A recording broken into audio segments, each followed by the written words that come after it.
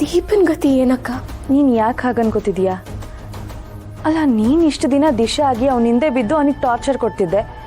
ಅದೇ ಥರ ಅವನು ಇವಾಗ ನೀನು ಹಿಂದೆ ಬಿದ್ದಿದ್ದಾನೆ ಅಷ್ಟೇ. ಹಾಗಂತ ಮೈ ಕೈ ಮುಟ್ಟೋದು ತಪ್ಕೊಳ್ಳೋದೆಲ್ಲ ಮಾಡ್ಬೋದಾ? ಇಷ್ಟು ದಿನ ನನ್ನನ್ನು ಕಣ್ಣು ಎತ್ತು ನೋಡ್ತಿರ್ಲಿಲ್ಲ, ಇವಾಗ ಇಷ್ಟೊಂದೆಲ್ಲ ಮುಂದುವರೆದಿದ್ದಾರೆ ಅಂದರೆ ಏನು ಕಾರಣ ಇರ್ಬೋದು?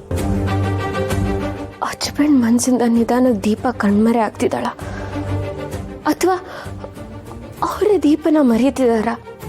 ದೀಪ, ಹಾಗೆಲ್ಲ ಅನ್ಕೋಬೇಡ. ಚಿರು ಏನು ಅಂತ ನನಗೆ ಚೆನ್ನಾಗಿ ಗೊತ್ತು. ಅವ್ನು ಯಾವುದೋ ಉದ್ದೇಶ ಇಟ್ಕೊಂಡೇ ನೀನು ಹಿಂದೆ ಬಿದ್ದಿರ್ತಾನೆ. ಹಾಗಂತೀರಕ್ಕ? ಹೌದು. ಇಷ್ಟು ದಿನ ನೀನು ಕಂಡ್ರೆ ಆಗದೆ ಇದ್ದವನು ಈಗ ನಿನ್ನ ಬಿಟ್ಟಿರೋಕ್ಕಾಗದೇ ಇರೋ ಥರ ಆಗಿದ್ದಾನೆ. ಅಂದರೆ ಅವನ ಮನಸ್ಸಲ್ಲಿ ಏನೋ ಬಲವಾದ ಉದ್ದೇಶ ಇರಬೇಕು. ಅದಕ್ಕೆ ಅವನು ಈ ಥರ ಎಲ್ಲ ನಾಟಕ ಆಡ್ತಿರ್ಬೋದು. ಹಾಗಂತೀರ? ಹೌದು. ಚಿರು ಅಷ್ಟು ಈಸಿಯಾಗಿ ಚೇಂಜ್ ಆಗೋನಲ್ಲ. ಅವನ ಮನಸ್ಸಲ್ಲಿ ಯಾವತ್ತೂ ದೀಪನೇ ಇರ್ತಾಳೆ ಅನ್ನೋದು ನನ್ನ ನಂಬಿಕೆ. ನೋಡು, ನೀನೀಗ ತುಂಬ ಎಚ್ಚರಿಕೆಯಿಂದ ಇರಬೇಕು. ದಿಶಾ ಆಗಿ ಮಾಡಬೇಕಾಗಿರೋ ಜವಾಬ್ದಾರಿಗಳನ್ನ ಮರಿಬೇಡ. ಅಕ್ಕ, ನನ್ನ ಹಸ್ಬೆಂಡು ದೀಪನ ಅಸ್ತಿತ್ವನ ಮರೆತು ಈ ವೇಷದಲ್ಲಿರೋ ದಿಶಾನ ಒಪ್ಪಲ್ಲ ಅಂತೀರಾ? ಖಂಡಿತ ಇಲ್ಲ.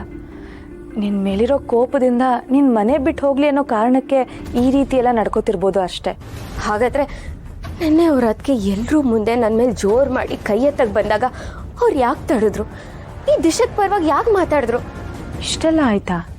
ಇಷ್ಟು ದಿನ ಅವ್ರ ಅದಕ್ಕೆ ಮುಂದೆ ನನಗೆ ಬೈತಿದ್ರು, ಆದರೆ ಇವಾಗ ಅವ್ರ ಮುಂದೆನೆ ನನ್ನ ಕೈ ಹಿಡಿದು ನನ್ಗೆ ಹೊಗಳ್ತಿದ್ದಾರೆ.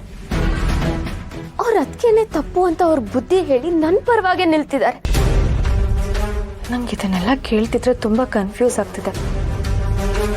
ನೀನು ಯಾವುದಕ್ಕೂ ಇವಾಗ ತುಂಬ ಹುಷಾರಾಗಿರು.